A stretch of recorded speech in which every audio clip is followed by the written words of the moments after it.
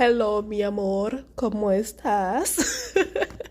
I thought today I would start off with the Spanish. Hi guys, how are you? Thank you for joining me in another episode of Growing Up Congolese. And guys, I've talked about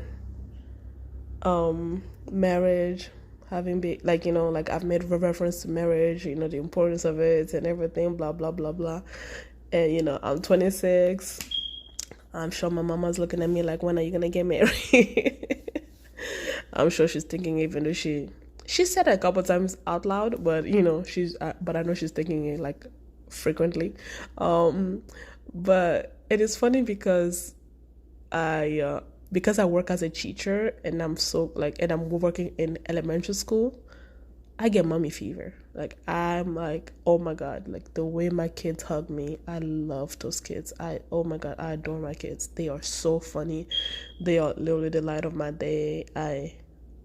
Although sometimes when I walk in there, I feel out of place because this is not the career that I went to school for, and I have a lot of work to do and everything. But the 6 hours I spend with them is never dull. It's funny. I laugh. The things that the kids say is so like it's just ridiculous. So, and having especially my kindergartners and my first graders, just having the chubby little hands just like hug me, and they are tight huggers. It's just like, oh, the best feeling in the world. And it was funny, and it's funny because of that mommy fever, I've been thinking about what will motherhood look like, how I'll be with my kids. I feel like I'll be a boy's mom. I feel like I'll have because I want to have 4 biological kids, and then I want to adopt 3. And yeah, so that man he better be a great man. God, please send me a good man to deal with that. And I would love to be a first. Oh yeah, and I want a big house because there's gonna be a lot of kids running in and out of my house. So yeah, I'm African, so we might have an entire village in our house. So let's start building that mansion. God, give me a man who can build a mansion, because there's gonna be a lot of kids in there. I want 4 biological, but I do want to have a lot of kids. I have a very soft spot for kids who don't have good parents. So yes, so I've always said this, I will adopt, I'll be a foster mom, I'll be a big, if I were to live alone right now, if I had my own place and everything, I'll be a big sister to somebody. I would take somebody in. I do not mind at all. And that's the one good thing I like about my African culture, imparting the nature part of me, the nurture part of me. So it is in my nature to just take in people and all that. So I love it, but I don't want to take the wrong people. And I've been taking the wrong, especially my friends group, and the track of men that I've had, it's been the wrong people. But besides, I would love to take kids. And so yesterday I was having discussion with my sister, my best friend, and we were talking about, and she's turning 26 in December, so next month, and we're just talking about oh my God, we're 26, and we're and to be honest, I feel like my 20s, everything that the stereotypical stuff that's supposed to happen in your 20s has happened to me. I've had a bad relationship. Well, I had my first real relationship. It was a bad relationship. All the friends that I had in college have moved on. My circle have become very small. I am more centered. I am more focused on myself and my dreams and my career and the life I want to build. I am honestly laying the foundation for my 30s, because I would love to be married and have children during my 30s and everything. So all the stereotypical stuff that's supposed to happen in your 20s have been happening to me. So the other thing that's left is a long, stable, lasting, good career, a great man, a good man, Savannah, and children, and a career. I want to have my PhD before well, before I'm 35, let's just say that. Before I'm 35, I want to be a mother before I'm 35 and everything. At least have my first one before I'm 35 and all that. So, yeah, so me and my friends been having this discussion. We're talking about, like, we're 26, we're laying the foundations, we're doing this, we're doing that. And then we came upon, like, talking about baby names. And I told her, I'm like, look, you know what's funny? Like, I've started picking out, like, my kid's name. And we were talking about it, and we were just like, and the theme came up, right? And the theme came up, and my kid's name will probably start with Z. Like, I like Z names. And she's like, and one of my kid, like, I've always said, like, my first son, I will call him Zaire. I love that name, Zaire. Is actually the former name of the Congo, Zaire. So I love the name Zaire, and one of my son will be, like, my firstborn. If the boy is gonna be Zaire. I don't know how Zaira sounds for a girl, but she might need therapy if I choose that for her. Or Zainab. And we're talking about names and just how important it was for me to have African names. Like, I want to name my kids African, like, give them African names, name in Lingala and all that. And thinking about it, the reason why I want to give my kids African names is because in African cultures, names are wishes from your parents to the child. I don't know what giving my kid the name John would do to my child. Like, besides John being in the Bible, like, I don't understand, I had this student, I swear to God, his name was Beckham. He's a Hispanic kid. His name was Beckham. And I remember being like, why did they give you the name Beckham?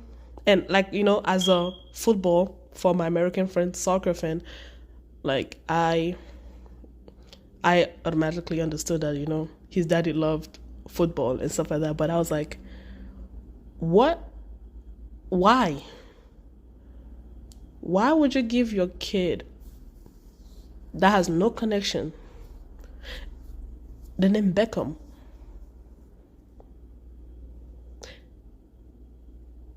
I don't get it. I don't even know if there's a celebrity that I love so much that I want my kin to have his name. Like, why do we do that? Like, why?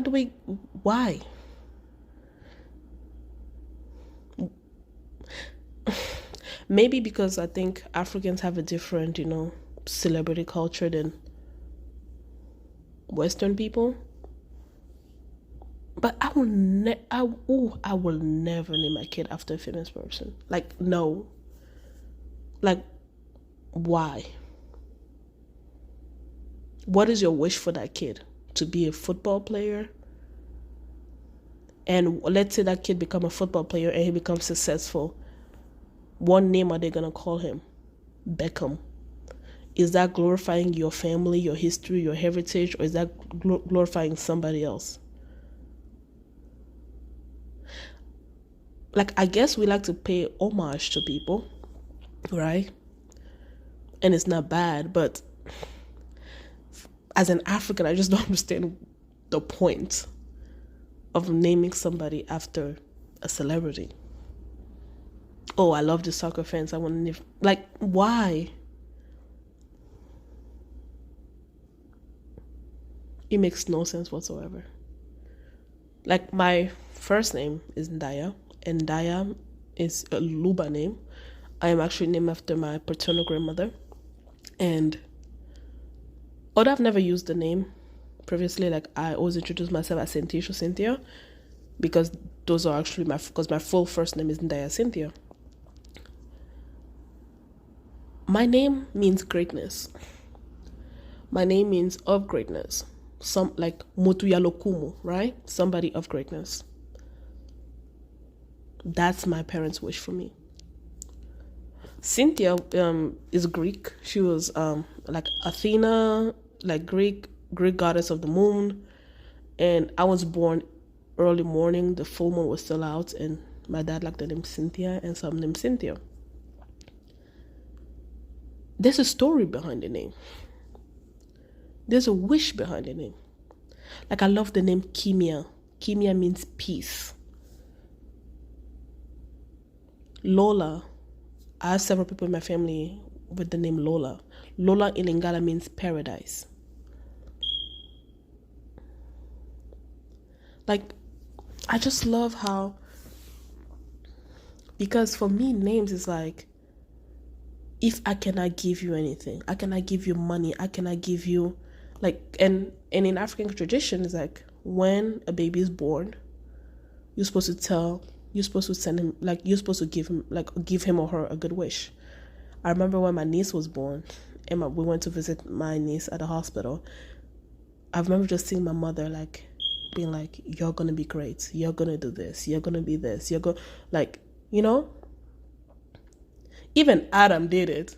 He saw Eve, he imparted in her, you are the flesh of my flesh, you are the bones of my bones, you are my woman, because you came out of me. Like, damn, that's deep, right? Like, what is your wish for your kid?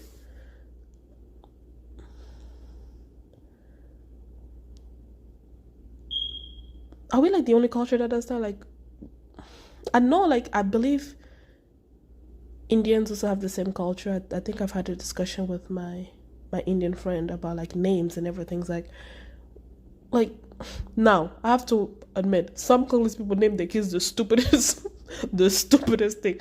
Like, listen, Congo is the most beautiful, amazing, fucked up, crazy. You have to be Congolese to understand Congolese people. Because if I were to just describe Congo, you would not get it. Like, we are 50 shades of something.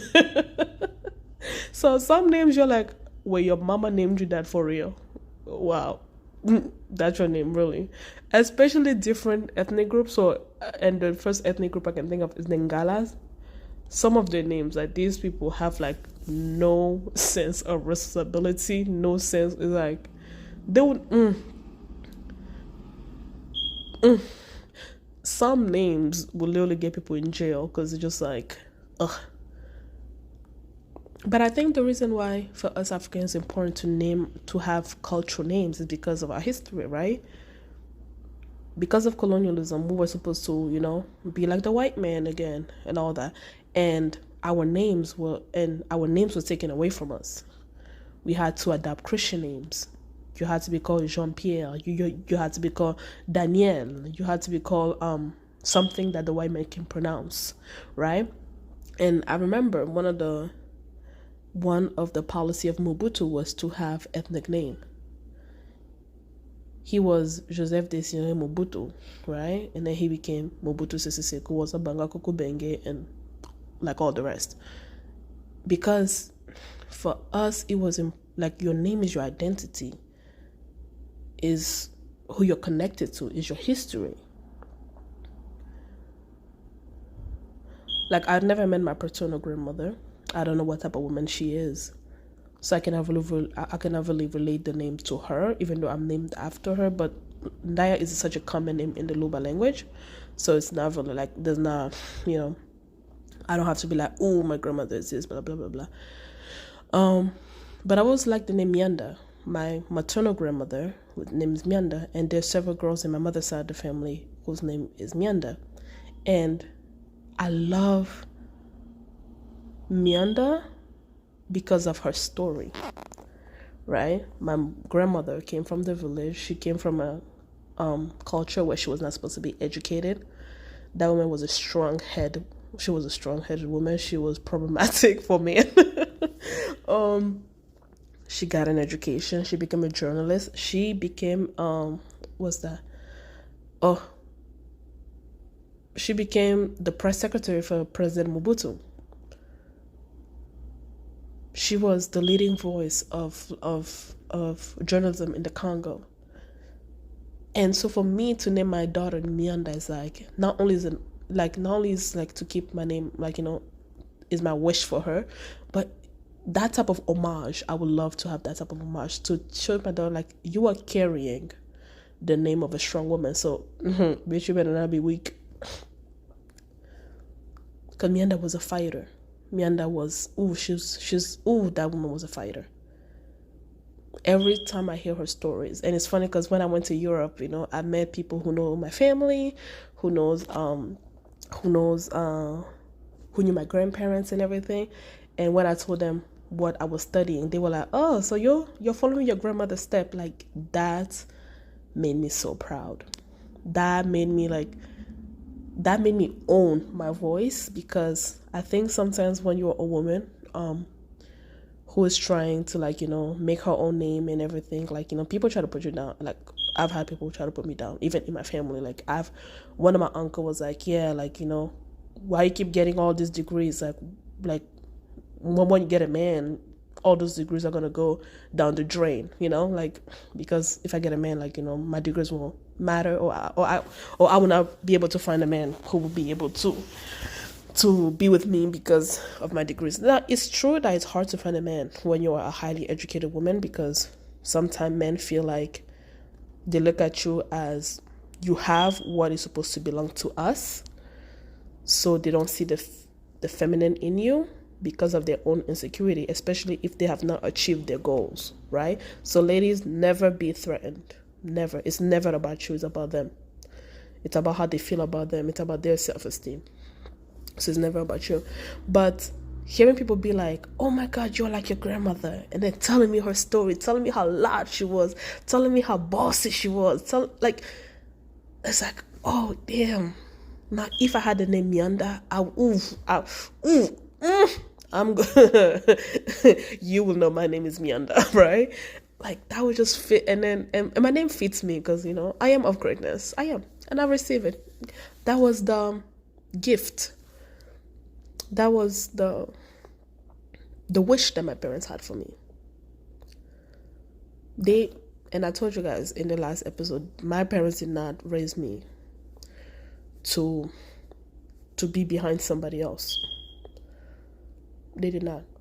And I don't have the personality of somebody who can be behind somebody else. Like, through God who strengthens me, I can make anything, right? That's how my parents raised me. And it matches my name. It is the wish behind my name. So as I'm being motherly and going through my mother fever and everything, my baby fever and all that, I'm just like thinking about names. It's like, oh my God, what is the wish I would like to leave my kids? What is the wish? What is the gift? If I can give them money, if I cannot give them anything, how? Like, what would be my gift to them? So names are important, y'all. I don't know if in your cultures names are important, but let me know, like, what do you guys also, like, have that thing like we do in our culture where family names carry a history, it carry a heritage, it's a gift? Do you see it as a gift, or is it just, my mama saw this person on TV and she wanted me to, name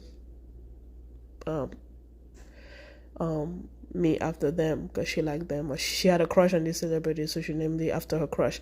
I feel like that's the most fucked up thing you can do to a kid. I really do. I honestly do. And this is me being 100,000,000,000% being African. Giving your kid a name because you saw it on TV or because you like this celebrity, I think it's wrong. I don't think it carries your history, and I think you should give your kid your history, And again, yes, sometimes it's heavy to carry your entire family history. I get it. But it's like, for us, our name is our reference.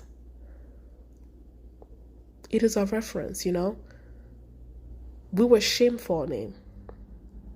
Some of us are still shamed for our name. Like, I remember when I was in Europe, I was having this conversation with a Black European about, changing his name to have a white name because, when he applies for jobs, they won't take him if he has a West African name. So, I had a conversation with somebody who wanted to come to America, and he was like, yeah, I can come to America. I'm like, why? Because of my name? I'm like, well, what's your name? His name was Mohammed Jihad. I'm like, honey, you are not coming. Well, in American defense, I'm joking. I'm so joking. I'm joking. But yeah, we are ashamed for our names. Some of us are from parts of the world where our name was seen as a disgrace. So to us, it's very important for us to carry our histories. It's very important for us to carry our heritage. And people actually call me out because they're like, oh yeah, you call yourself Cynthia. Why do you call yourself Cynthia? You should, call yourself, because like for a long time I've called I introduced myself as Cynthia. And the funny thing that people do not understand is Ndaya, like I said, is a common name, right? For example, let me give you like a direct example. Mianda in my family, there's like 50,000 people with the name Mianda. If all the Miandas were in a house and you say Mianda, they're all gonna look at you. So our quote unquote white name is what differentiate us, right? So I am Daya, my cousin is Daya, my grandmother is Daya, and everything. So it's like we don't use the names. We don't use the first part of. That's why we have two first names, because I'm Daya Cynthia. So if I am among my cousin, I am Daya Cynthia. Like I'm Daya Cynthia, right? And the way to differentiate me from the other Ndayas is by calling me Cynthia. So that's why I've always used Cynthia. And to be honest with you, nobody in my family calls me Ndaya. My mother never called me Ndaya. My father, who named me after his mother, never called me Ndaya, because it's not common for us to use our traditional names to call each other, because again, most of us are named after somebody. Like when you have two sets of twins, like their specific name that you give your twins, right? The way names are passed down. So for example, I technically do not share the same last name as my father, because in our culture, let's say his family name is Abraham and his name is John Adam Abraham, right? So Abraham is from his father, right? So when they say Abraham's sons or Abraham kids, him and his siblings will come, right? Because they are their father children. But when he starts his family, he cannot call his kids Abraham, because that belongs to him and his siblings. So he give us the name Adam, right? So his name is, so for example, John Adam Abraham. So Abraham is the family of his family name between him, his parents, and his siblings. But when he goes to start a family, because he has to start his own history, of course we have to know the history of Abraham, right? But we also have to know the story, but when he goes and meet his wife and have children, they become the Adams, right? And the Adams have to start their own history, because he has to pass down their own history. So from that, technically, we don't share the same last name, because his last name is between him and his family, and our last name, because we are his kin. We are not the kin of my grandparents. I don't know if that makes sense, right? So for example, my name is Ndaya Cynthia. So because we have a lot of Ndaya, so if they say Ndaya, maybe me and my cousins are going to show up. But if they say Cynthia's kid, only my kids are going to show up. Does that make sense? All right, lovelies. Thank you so much. I'll talk to you guys later. Bye.